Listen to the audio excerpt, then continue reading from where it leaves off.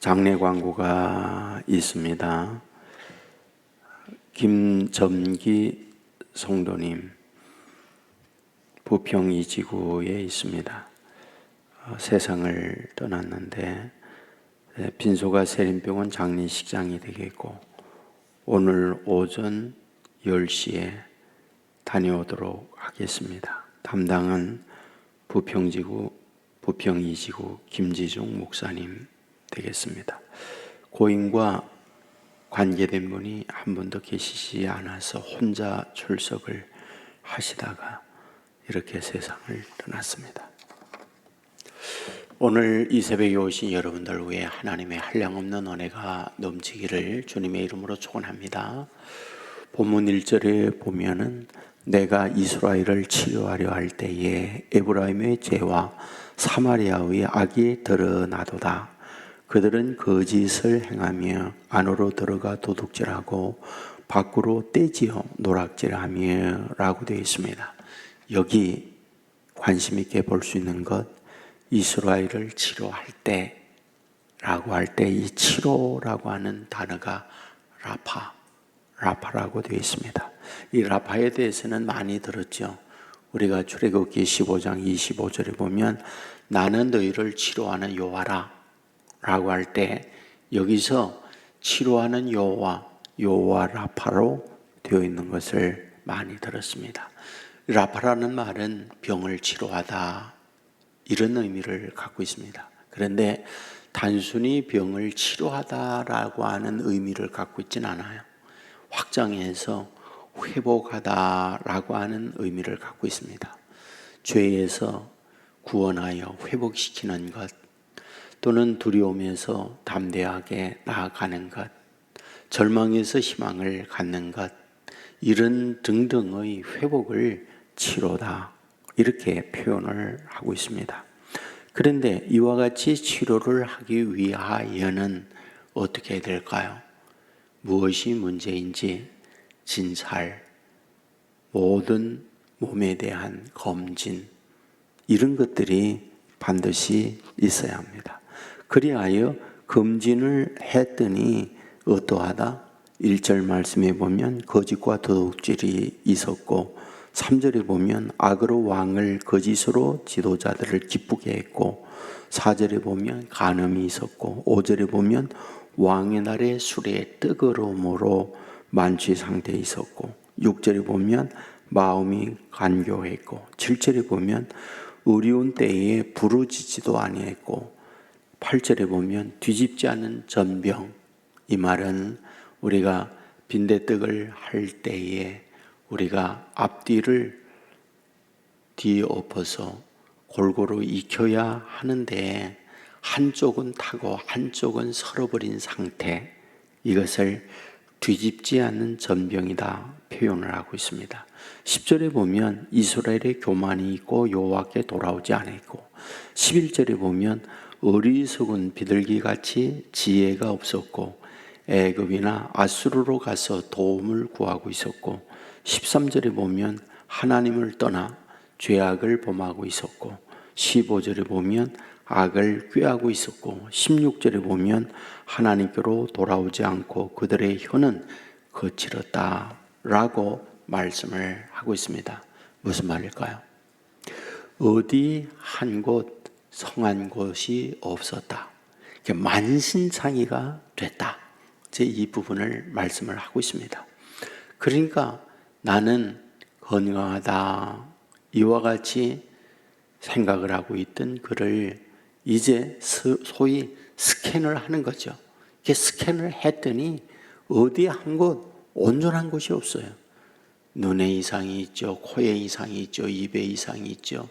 겉으로 드러난 것만 이상이 있는 게 아니라 내면을 보았더니 그의 뇌에 이상이 있죠.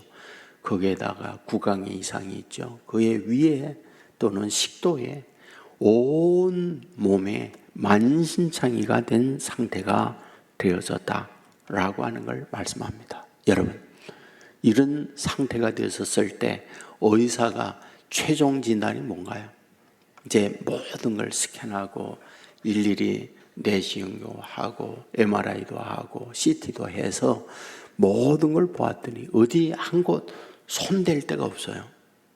그러면 의사의 최종 진단이 뭐죠? 집에 모시고 가세요. 그리고 편안하게 잡수고 싶은 거 뭐든지 다 잘 해드리세요. 그 말이 무슨 말이죠? 죽을 날만 기다리라 그 말이잖아요. 지금 하나님께서 이 이스라엘을 이게 스캔하고 진찰을 했더니 이런 상태다라는 게 오늘 본문이에요. 그런데 어떤가요? 성경을 보면 아주 역설적이에요. 파라독스예요. 이 말은 무슨 말이냐? 이와 같이 완전히 죽은 상태가 됐다. 그 말은 무슨 말이에요? 희망이라는 말이에요. 죽은 상태가 됐다는 이 말이 희망이다는 이 말이 어떤 뜻일까요? 우리가 이제 성경을 가만히 이렇게 보세요.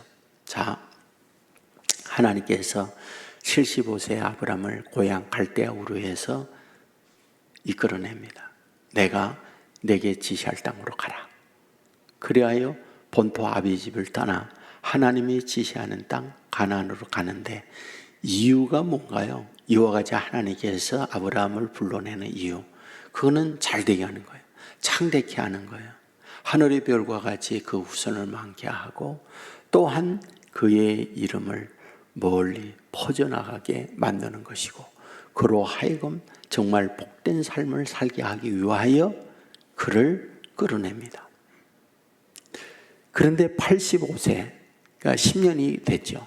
그때까지 자녀 한 명도 없었고 하나님의 약속은 그 어디에도 이루어지는 기미가 없었어요.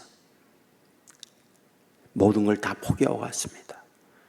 살던 모든 삶의 터전 다 내려놓고 친구, 부모, 형제 그리고 주변에 있는 모든 걸 다 결별하고 떠났는데 이와 같은 마음으로 온 아브라함에게 하나님은 그 어디 하나 하나님이 축복이라고 내놓을 곳 없는 10년 동안의 삶이었어요.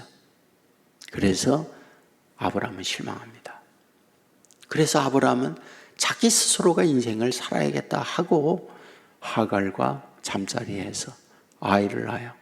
그게 바로 이스마엘이었죠. 그런데 그때가 86세인데 86세부터 99세까지 하나님은 침묵해요. 하나님은 아브라함과 결별해요. 그게 13년의 세월이 흐릅니다. 그리고 99세가 되어졌을 때 하나님께서 아브라함을 찾아가요. 그때 첫 마디가 뭐냐? 나는 전능하다. 그 말이에요. 왜 하나님께서 99세에 찾아와서 아브라함에게 하는 말씀이 나 전능한 하나님이다 라고 하는 말을 하는 이유가 뭡니까? 우리가 로마서 4장에 가면 그 99세를 뭘로 표현하느냐? 죽은 것과 같다 이렇게 말해요. 그 죽은 것과 같다는 말은 더 이상 사람 구실, 남자 구실을 할 수 있는 모든 것들이 다 끝났다는 거예요. 그 죽은 거예요. 근데 그 죽은 것이 무엇입니까? 85세에 자기 힘, 자기 능력, 자기 생각으로 하던 그것이 13년은 성경의 고난의 순이에요. 아픔의 수예요. 그 고난과 아픔에 하나님과 단절된 그 시간에 뭐하다? 아브라함은 죽는 거예요. 뭐가 죽습니까? 인간의 육체적 남자 굿이라는 모든 것들이 다 죽고 자기의 인간적 생각이 다 죽고 자기의 어떤 힘으로 뭘 하던 것이 다 죽어요. 근데 그 죽는 그것이 뭐다? 역설적으로 사는 거예요. 그때 하나님께서 와서 그와 함께 하여 사라로 하여금 아이를 갖게 만들고 100세가 돼서 아이를 낳게 해요. 그게 이삭이에요. 그러니까 지금 오늘 본문에서 너 완전히 죽은 상태가 되었다라고 하는 이 부분은 역설적으로 희망이에요. 이제 더 이상 어디에 손댈 수가 없는 만신창이 상태가 된 거예요. 오늘 정말 하나님께서 전능한 하나님으로 저와 여러분에게 역사하기를 원해요. 근데 어떻게 역사하느냐? 저와 여러분이 뭔가 살아서 뭔가 내 힘, 내 능력으로 하려고 할 때는 그래, 내 힘, 내 능력으로 내 인생 살아보거라. 그리고 간섭하잖아요. 이제 더 이상 손을 쓸 수가 없습니다. 천부의 의지 없어서 손 들고 옵니다 라고 할 때 그때 비로소 손을 잡으시고 하나님이 일하시는 거예요. 여러분, 오늘 저와 여러분에게 매우 중요한 부분이 이런 태도예요. 바울이 얘기하잖아요. 나는 날마다 죽는다. 죽어야 살기 때문에 그런 거예요. 죽어야 하나님이 함께하니까 그런 거예요. 여러분, 출애굽하는 이스라엘 백성이 똑같잖아요. 보세요. 여러분, 40년 동안 하나님께서 광야에서 하신 게 뭡니까? 여러분, 출애굽 일세를 다 죽이는 거예요. 40년 동안 하는 게 광야에서요. 애굽에서 살던 그들이 홍해 건너고 나서 하나님이 하시는 건요, 40년 동안에 그 광야에서 그들 다 죽여요. 누구까지? 모세까지 다 죽여요. 그리고 오로지 누구? 여호수아 갈렙, 그리고 광야에서 태어난 신세대만 요단강 건너 가나안에 들어가요. 그러면 뭘 말해주려는 걸까요? 죽어야 산다는 걸 얘기하는 거예요. 단순하게 출애굽 1세들이 죽는다 이것만 말하지 아니하고 애굽의 사상, 애굽의 불신앙, 애굽의 내 안에 있는 옛사람, 이게 죽어야 요단강 건넌다는 걸 얘기하는 거예요. 우리도 마찬가지라는 거예요. 우리 안에 있는 내 인간적인 이런 것들이 비로소 죽을 때 그때 산다는 거예요. 이제 희망이 없어요. 그런데 이 희망이 없는 자신을 깨닫고 아버지 하나님 앞에 만신창이 된 자신을, 더 이상 길이 없습니다, 손들 때 하나님은 그때 역사하신다. 이 새벽에도 이런 마음으로 하나님 앞에 의지하고 주의 인도 받는 저와 여러분 되기를 주의 이름으로 축원합니다. 은혜가 풍성한 아버지 하나님, 주의 전으로 인도해 주시니 감사합니다. 피곤하고 지친 몸이지만은 기도해야 되겠기에, 아버지의 도움을 구해야 되겠기에 지친 몸을 이끌고 주의 전에 나왔습니다. 아버지 앞에 손들게 하여 주옵소서. 나는 모든 것이 다 끝났습니다. 더 이상 길이 없고 내 인간적 힘, 능력 아무것도 없습니다. 이와 같이 굴복하고 아버지 앞에 의지하면서 새로운 하나님의 축복으로 나아갈 수 있는 우리 모두 되게 하여 주옵소서. 아버지 하나님이여, 오늘 이 새벽에도 기도하는 주의 종들을 기억해 주시고 가난한 마음으로 주님 앞에 나올 때, 천부의 의지 없어서 손들고 나올 때 빈손도 우리를 잡아주시고 주의 능력, 주의 은혜를 주의 자녀들에게 베풀어 주시기 원합니다. 하나님 아십니다. 우리가 얼마나 미련한가를 하나님 아십니다. 똑똑한 바보인가를 하나님 아십니다. 살아있으나 죽은 상태와 같은 만신창이 된 존재를, 이런 사실을 아버지 하나님 앞에 내어놓고 아버지의 도움을 구하는 믿음의 사람들 되게 하여 주옵소서. 아버지 하나님이여, 이 시간 기도합니다. 입술에 동함의 간구이 있지만은 마음을 드리는 시간이 되게 하여 주옵소서. 중심을 보시는 하나님 앞에 우리의 심령의 가난함과 약한 마음과 부족함을 그대로 고백함으로 주의 사랑과 주의 품 안에 안기는 은혜를 입는 새벽 되게 하여 주옵소서. 질병으로 아파하는 분들 많이 있습니다. 만나주시고 만져주시고 주의 능력으로 치료하여 주옵소서. 병원에 입원하여 있는 분들이 있습니다.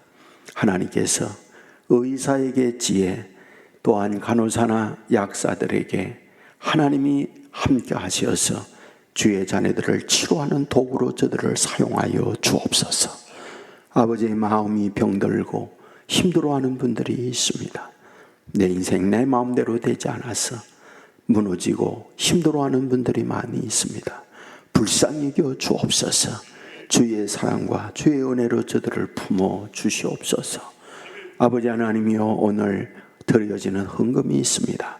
푸른 꼬마의 세상을 위하여, 또는 여러 가지 목적 헌금을 가지고 아버지 앞에 드려지는 헌금이 있사오니 받아주시고 가정 위에 하는 사업 위에 한량없는 하나님의 축복들을 내리워 주옵소서. 온 성도 오늘도 주님과 동행하며 어디에 있든지 주의 사랑 주의 은혜가 넘쳐나게 해주시고 오는 주에 있을 VIP 작정하는 문제라든지 또 다음 주에 있을 푸른 꼬마의 세상이라든지 이 모든 것들을 하나님이 맡아 주장하여 주옵소서. 언제나 선하고 복된 길로 인도해 주시는 우리 주 예수님 이름으로 기도드리옵나이다. 아멘.